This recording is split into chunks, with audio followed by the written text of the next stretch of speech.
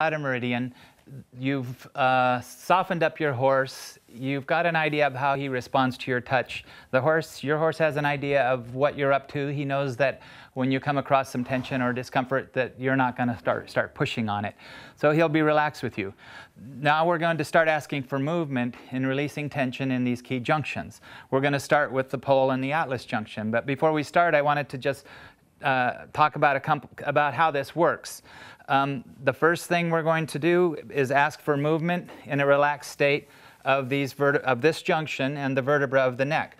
The principle here is when you ask a joint or a junction when you move it through a range of motion, even a small range of motion in a relaxed state, it releases tension in that joint or junction. That's just the way it works. But the joint or junction has to be relaxed. When you ask to move through a range of motion relaxed, it releases tension. If you just move it, like bend it or pull it or push it through a range of motion, you're just bending and moving and pushing it. When it's relaxed and it's moving through a range of motion, then it releases tension in the connective tissue of that joint or junction.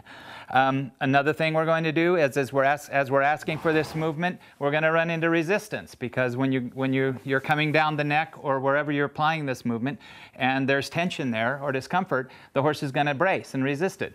When you run into bracing and resistance, you have to soften, you have to yield, and then you ask again and move through that. So if the principle here is ask and release.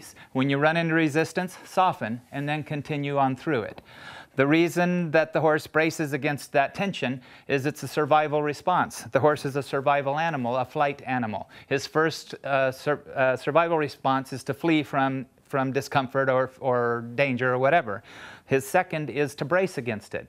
If he doesn't have the first option, which he doesn't normally when we're handling him, he'll use the second survival response, which is to brace against something. He may brace externally, he may brace internally. But when you run into that bracing, you soften, the horse releases the resistance. Those are two key principles to keep in mind. When you move a joint through a range of motion in a relaxed state, it releases tension. When you run into resistance, you soften. And that will allow the horse to release the tension.